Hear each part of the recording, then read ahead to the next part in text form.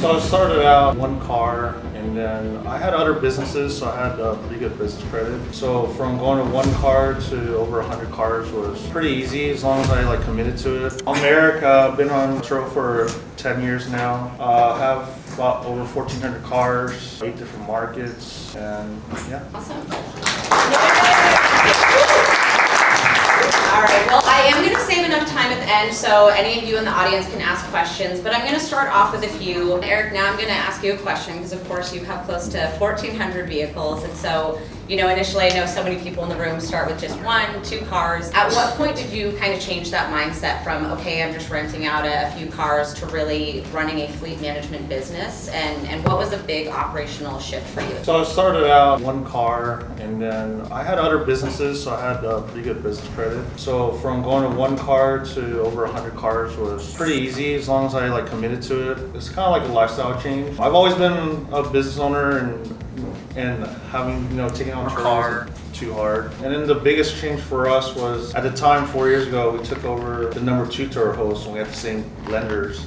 And so we absorbed his car. So it took us from just LA all the way to 5 other markets in one summer. And to be honest, we've been kind of feeling the effects of it ever since. It's a big change for us, a lot of employees, a lot of cars. I didn't know what the heck I was doing, to be honest. And so now, we're starting to hone it down, keeping on Turo's changes. It's a puzzle. Yeah. So, yeah. Well, and it's crazy. I know there's always that all of a sudden immediate shift where it's like, okay, this is not just a side hustle, this is a full-time commitment. So yeah, awesome to hear that. I know when it comes to really operational efficiency, obviously each of you have teams that are supporting you. And as you get bigger and as you grow, you can't be in every single detail, you can't be there every day and present. So curious to know just your standard operating procedures, how you are keeping that efficiency with the amount of cars you have, and just making sure they're cleaned, maintained, and you have everything ready to go, trip ready every day. Yeah, basically what Eric was saying, at the beginning, no one knows what to do or what's the best systems to do. So we all figure out as we go. I think one of the main topics in this conference is how we optimize, get better automation. We have technology on our side. So I think all of us, and many of you I met, that we are putting systems in place in different ways. And for us, we were when we started with the co-hosting, we're oh God, this is gonna be a mess. So sending statements, figuring out how our team communicates about the cars that we're managing versus ours. So we started putting all our systems together. So right now we together build with our team an AI tool for our own operations just to be more efficient. So we now, thanks to that, MBAs help us to basically, when we do less work now with 85 cars than when we had 10 cars, to be honest. And we can keep growing, and that's the cool part. The problem with San Diego is that the market is very expensive, parking is very limited, it's millions of dollars. So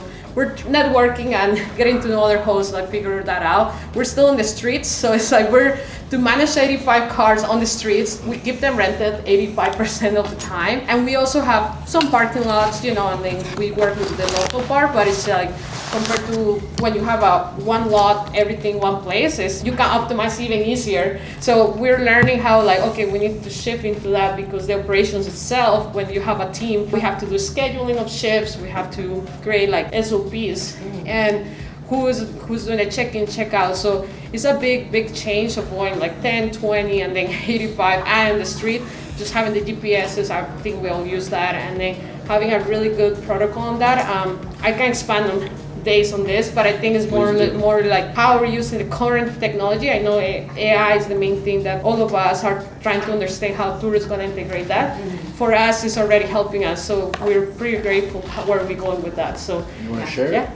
Yeah, no, absolutely. Yeah. And what's the logic that you have in terms of growing and adding another vehicle? Are you simply looking to fill a gap in the market based on need, or trying to really optimize and duplicate your top performing vehicles? So feel free to share. I don't know, Mariana, Ashley. For us, it kind of depends. First, is it a vehicle that we own or we're looking to buy, or is it a coasted vehicle? It's going to help us decide, certain requirements. So if it's a coasted vehicle, there's certain vehicles where there's just not enough margin, where it's probably not worth it to coast. If it's like just like an older car, probably gonna have maintenance problems, gonna be down, not gonna really generate enough revenue. So in that sense, we're kind of just a little more picky about which cars we're working with. When we're buying cars, our style, we just like to go kind of cash cars, and now we're doing a lot of the monthly trips as well, and looking for like just a really quick ROI, and then after that, everything is kind of gravy. So that's our strategy for adding cars. Cash cars we're familiar with, and we think we can get a quick return.